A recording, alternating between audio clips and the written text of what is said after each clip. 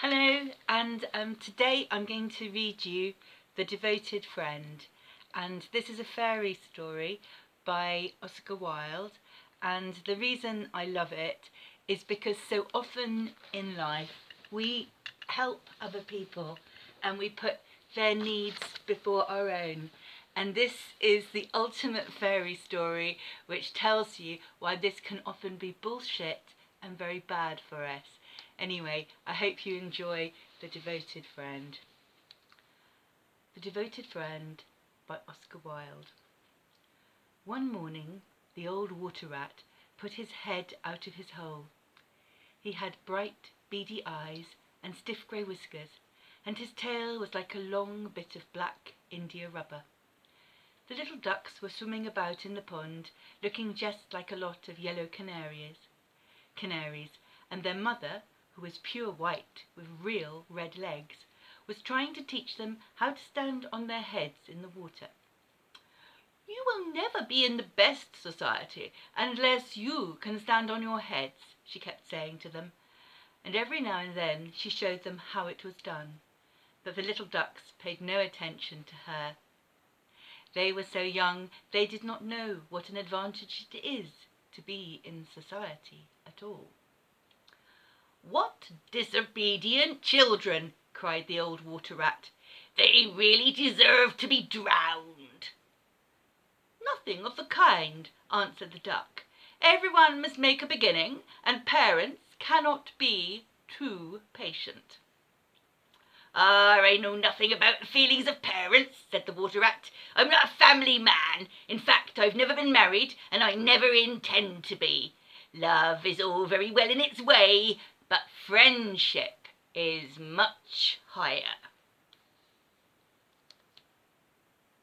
Indeed, I know nothing in the world that is either nobler or rarer than a devoted friendship." "And what, pray, is your idea of the duties of a devoted friend?" asked the green linnet, who was sitting on a willow tree hard by and had heard the conversation. "Yes, that is what I want to know," said the duck, and she swam away to the end of the pond and stood upon her head in order to give her children a good example. "What a silly question!" cried the water rat. "I should expect my devoted friend to be devoted to me, of course." "And what would you do in return?" said the little bird, swinging upon a silver spray and flapping his tiny wings. "I don't understand you," answered the water rat. "Let me tell you a story on the subject," said the linnet. "Is it a story about me?" said the old water rat. "If so, I will listen to it, for I'm extremely fond of fiction." "It is applicable to you," answered the linnet, and he flew down, and alighting upon the bank, he told the story of the devoted friend. "Once upon a time," said the linnet, "there was an honest little fellow named Hans." "Was he very distinguished?" asked the water rat. "No," answered the linnet, "I don't think he was distinguished at all, except for his kind heart and his funny, round, good-humoured face. He lived in a tiny cottage all by himself, and every day he worked in his garden. In all the countryside there was no garden so lovely as his. Sweet williams grew there, and gillyflowers, and shepherd's purses, and fair maids of France. There were damask roses and yellow roses, lilac crocuses and gold, purple violets and white, columbine and ladysmock, marjoram and wild basil, the cowslip and the fleur de luce, the daffodil and the clove pink, bloomed or blossomed in their proper order as the months went by, one flower taking another flower's place, so that there was always beautiful things to look at and pleasant odours to smell. Little Hans had a great many friends, but the most devoted friend of all was Big Hugh the miller.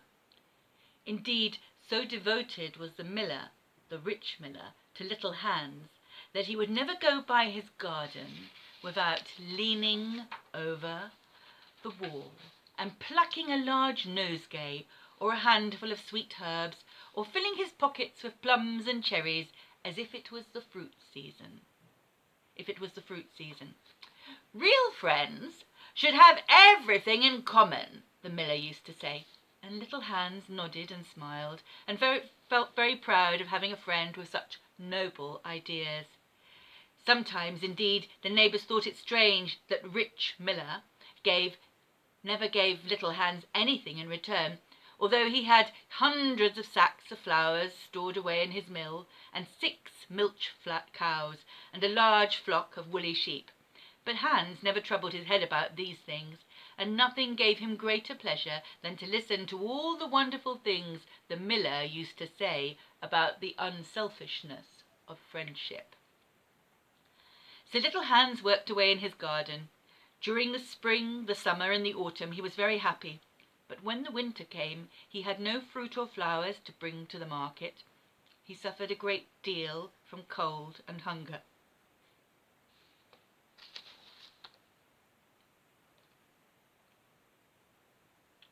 It's a very sad story, but very good. So excuse me, it's a long time since I read it and I didn't read it in advance, but let me continue. Right, okay. And often he had to go to bed without any supper, and hunger, and very often had to go to bed without any supper, but a few dried peas or some hard nuts. In the winter also he was extremely lonely, as the miller never came to see him then. "There is no good in my going to see little Hans as long as the snow lasts," the miller used to say to his wife, "for when people are in trouble they should be left alone and not bothered by visitors. That, at least, is my idea about friendship, and I'm sure I'm right.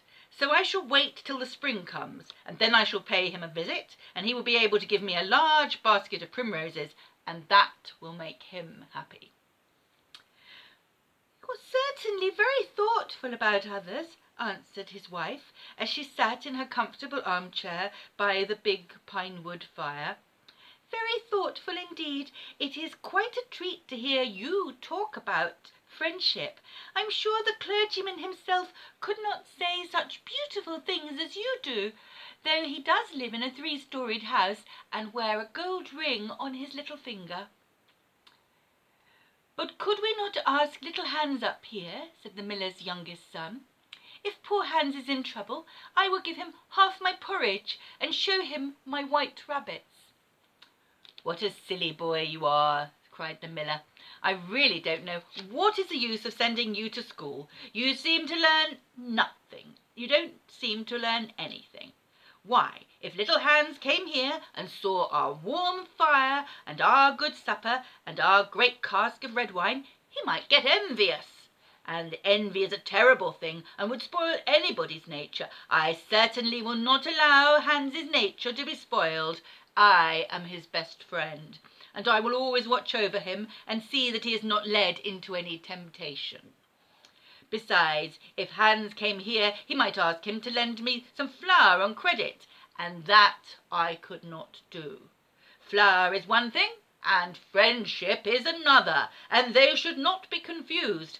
Why, the words are spelt differently and mean quite different things. Everybody can see that." "How well you talk," said the miller's wife, pouring herself out a large glass of warm ale. "Really, I feel quite drowsy. It's just like being in church." "Lots of people act well," answered the miller, "but very few people talk well, which shows that talking is much the most difficult thing of the two, and much the finer thing also." And he looked sternly across the table at his little son, who felt so ashamed of himself that he hung his head down and grew quite scarlet and began to cry into his tea. However, he was so young that you must excuse him. "Is that the end of a story?" asked the water-rat. "Certainly not," answered the linnet. "That is the beginning." "Then you are quite behind the age," said the water-rat. Every good storyteller nowadays starts with the end and then goes to the beginning and concludes with the middle. That is the new method. I heard all about it the other day from a critic who was walking round the pond with a young man. He spoke of the matter at great length, and I'm sure he must have been right, for he had blue spectacles and a bald head, and whenever the young man made any remark, he always answered, "Pooh! But pray get on with your story. I like the miller immensely. I have all kinds of beautiful sentiments myself, so there is a great sympathy between us." "Well," said the linnet, hopping now on one leg and now on the other, as soon as the winter was over and the primroses began to open their pale yellow stars, the miller said to his wife that he would go down and see little Hans. "Why, what a good heart you have!" cried his wife. "You are always thinking of others, and mind you take the big basket with you for the flowers." So the miller tied the sails of the windmill together with a strong iron chain, and went down the hill with the basket on his arm. "Good morning, little Hans," said the miller. "Good morning," said Hans, leaning on his spade and smiling from ear and ear. "And how have you been all winter?" asked the miller. "Very well," cried Hans. "It was very good of you to ask. Very good indeed. I'm afraid I had a hard time of it, but now the spring has come and I'm quite happy and my flowers are doing well." "We've often talked of you during the winter, Hans," said the miller, "and wondered how you were getting on." "That was kind of you," said Hans. "I was half afraid you had forgotten me." "Hans, I'm very surprised at you," said the miller. "Friendship never forgets. That is the wonderful thing about it. But I'm afraid you don't understand the poetry of life. How lovely your primroses are looking, by the bys." "They certainly are very lovely, and it is most lucky for me that I have so many. I'm going to bring them to the market and sell them to the burgomaster's daughter, and buy back my wheelbarrow with the money." "Buy back your wheelbarrow? You don't mean to say you've sold it? What a stupid thing to do!" "Well, the fact is," said Hans, "that I was obliged to. You see, the winter was a very bad time for me, and I really had no money at all to buy bread with. So first I sold the silver buttons off my Sunday coat, then I sold my silver chain, and then I sold my big pipe, and at last I sold my wheelbarrow. But I'm going to buy them all back again tomorrow." "Hans," said the miller, "I will give you my wheelbarrow. It's not in good repair. Indeed, one side is gone, and there's something wrong with the wheel spokes. But in spite of that, I will give it to you. I know it's very generous of me, and many people would think me extremely foolish for parting with it. But I do not like the rest of the world. I'm not like the rest of the world. I think that generosity is the essence of friendship. And besides, I've got a new wheelbarrow for myself. Yes, you may set your mind at ease. I will give you my wheelbarrow." "Well, that's very generous of you," said the little Hans, and his round, funny face glowed all over with pleasure. "I can easily put it to repair, as I have a plank of wood in the house." "A plank of wood?" said the miller. "Why, that is just what I need for the roof of my barn. That is a very large hole in it, and the corn will get damp if I don't stop it up. How lucky you mentioned it. It's quite remarkable how one good action always breeds another. I have given you your wheelbarrow, and now you're going to give me your plank. Of course, the wheelbarrow is worth far more than the plank, but true friendship never notices a thing like that. Pray get it at once, and I will set to work on my barn later this very day." "Certainly," cried little Hans, and he ran into his shed and dragged the plank out. "It's not a very big plank," said the miller, looking at it, "and I'm afraid that after I've mended my barn roof there won't be any left for you to mend the wheelbarrow with. But of course that is not my fault. And now, as I've given you my wheelbarrow, I'm sure you'd like to give me some flowers in return. Here is the basket, and mind you fill it quite full." "Quite full?" said little Hans, rather sorrowfully, for it was a very big basket, and he knew that if he filled it he would have no flowers left for the market, and he was very anxious to get his silver buttons back. "Well, really," answered the miller, "as I have given you my wheelbarrow, I don't think it's very much to ask you for a few flowers. I may be wrong, but I should have thought that friendship, true friendship, was quite free from selfishness of any kind." "My dear friend, my best friend," cried little Hans, "you are welcome to all the flowers in my garden. I would much sooner have your good opinion than my silver buttons any day. and he ran and plucked all his pretty primroses and filled the miller's basket. "Good-bye, little Hans," and he went up the hill with the plank on his shoulder and a big basket on his hand. "Good-bye," said little Hans, and he began to dig away quite merrily. He was so pleased about the wheelbarrow.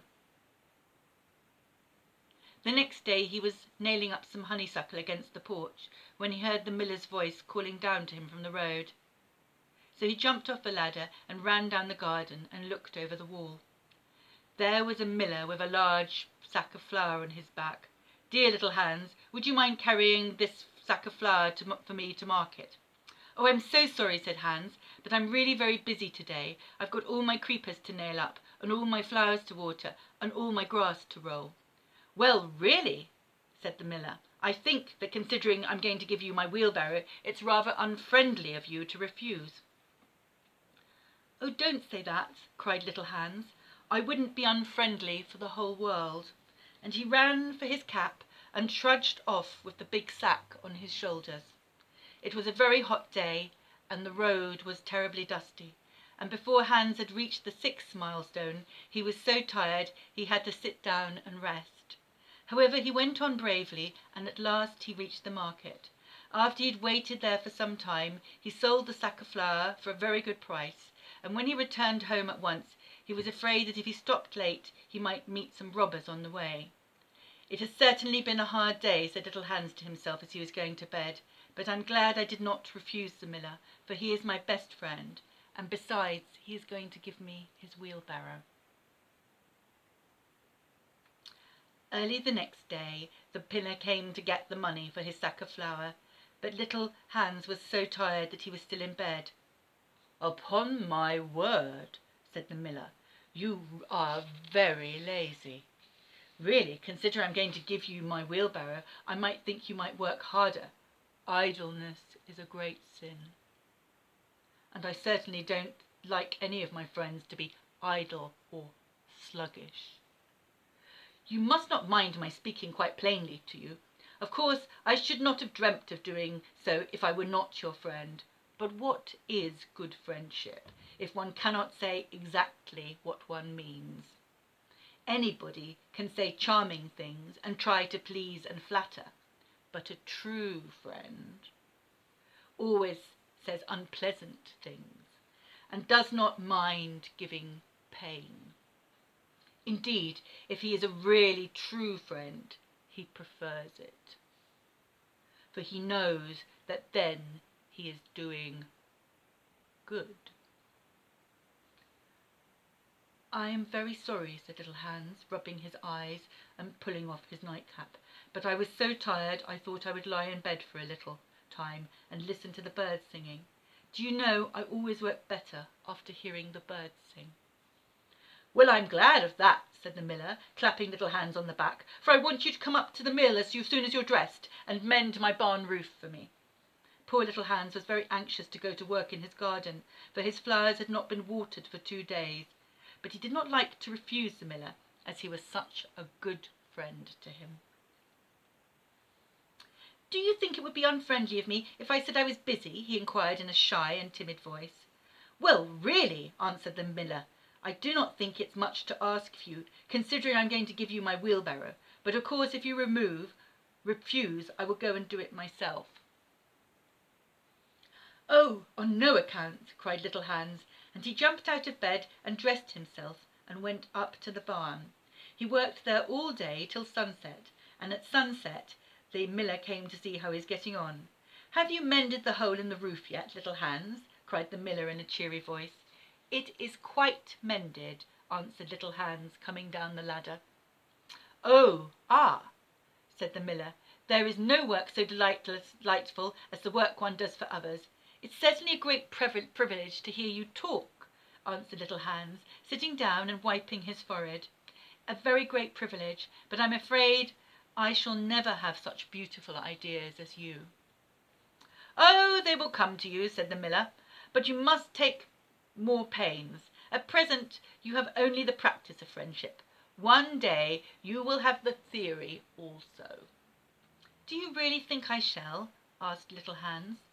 "I have no doubt of it," answered the miller, But now that you've mended the roof, you'd better go home and rest, for I want you to drive my sheep to the mountain tomorrow."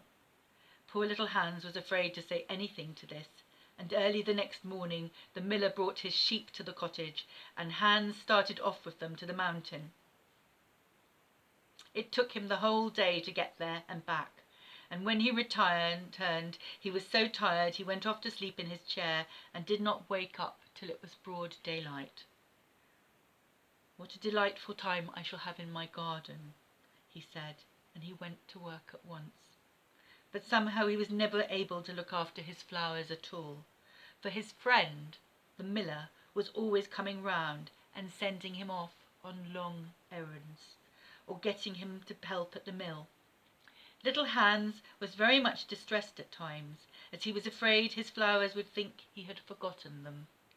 But he consoled himself by the reflection that the miller was his best friend. Besides, he used to say, "He is going to give me his wheelbarrow," and that is an act of pure generosity.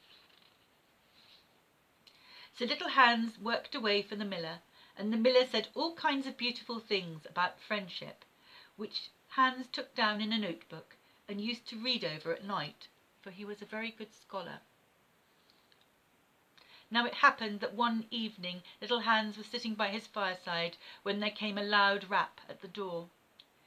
It was a very wild night, and the wind was blowing and roaring round the house so terribly that at first he thought it was merely the storm. But a second rap came, and then a third, longer than any of the others. "It is some poor traveller," said little Hans to himself, and he ran to the door. There stood the miller with a lantern in one hand and a big stick in the other. "Little Hans, dear little Hans," cried the miller, "I'm in a great trouble. My little boy has fallen off a ladder and hurt himself, and I'm going for the doctor, but he lives so far away, and it's such a bad night, that it has just occurred to me that it would be better if you went instead of me. You know I'm going to give you my wheelbarrow, and so it's only fair you should do something for me in return." "Certainly," cried little Hans. "I can take it quite as a compliment your coming to me, and I will start off at once. But you must lend me your lantern, as the night is so dark, and I'm afraid I may fall in the ditch." "I'm very sorry," answered the miller, "but it is my new lantern, and it would be a great loss to me if anything happened to it." "Well, never mind, I will do without it," cried little Hans, and he took down his great fur coat and his warm scarlet cap and tied a muffler round his throat and started off. What a dreadful storm it was! The night was so black that little Hans could hardly see, and the wind was so strong he could hardly stand. However, he was very courageous, and after he had been walking about 3 hours, he arrived at the doctor's house and knocked at the door. "Who is there?" cried the doctor, putting his head out of his bedroom window. "Little Hans, doctor." "What do you want, little Hans?"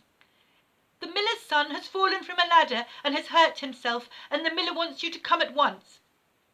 "All right," said the doctor, and he ordered his horse and his big boots and his lantern and came downstairs and rode off in the direction of the miller's house, little Hans trudging behind him. But the storm grew worse, and the rain fell in torrents.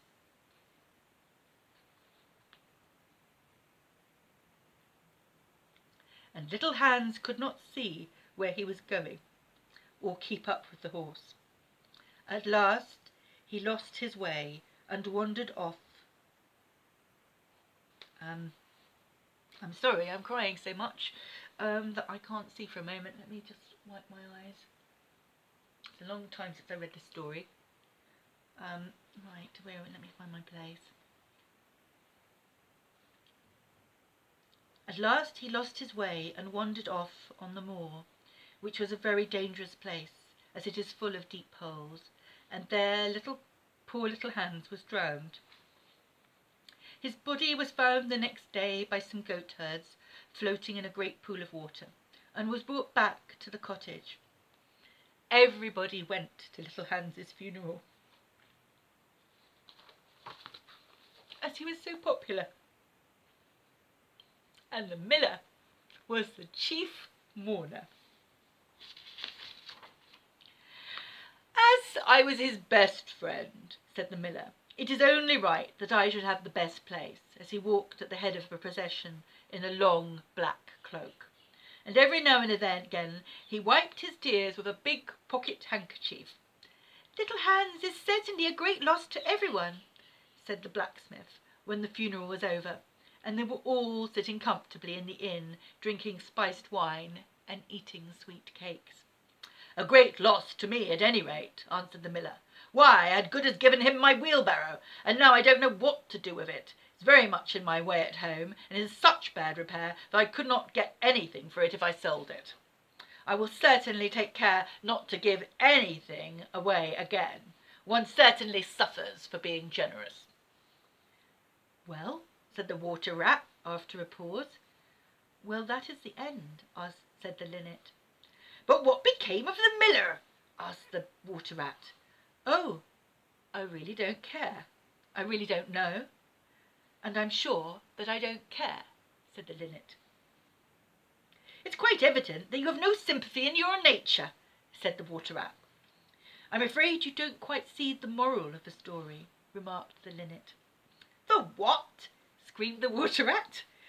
"The moral." "Do you mean to say the story has a moral?" "Certainly," said the linnet. "Well, really," said the water rat, who was very angry manner, "I think you should have told me that before you began. If you had done so, I certainly would not have listened to you. In fact, I should have said, 'Pooh!' like the critic. However, I can say it now." So he shouted out, "Pooh!" at the top of his voice, gave a whisk with his tail, and went back into his hole. "And how do you like the water rat?" asked the duck, who came paddling up some minutes afterwards. "He has a great many good points, but for my own part I have a mother's feeling, and I can never look at a confirmed bachelor without the tears coming into my eyes." "I am rather afraid that I have annoyed him," answered the linnet. "The fact is that I told him a story with a moral." "Oh, that is always a very dangerous thing to do," said the duck. And I quite agree with her. I hope you enjoyed that story by Oscar Wilde. It's one of my favourite fairy stories and always has been. But one very rarely learns sometimes from fairy stories like that until one is my age, in other words, rather long in the tooth. It can take a great deal of your life, people pleasing and helping rich, well-off people who feel that they are entitled at your own expense. And I have done it many times. I find that my richest clients are often the clients that forget to pay me, don't worry about whether I have any food, and are always able to ask me for advice at any time of day or night. So be careful. Be careful of people who are your best friend. Thank you very much.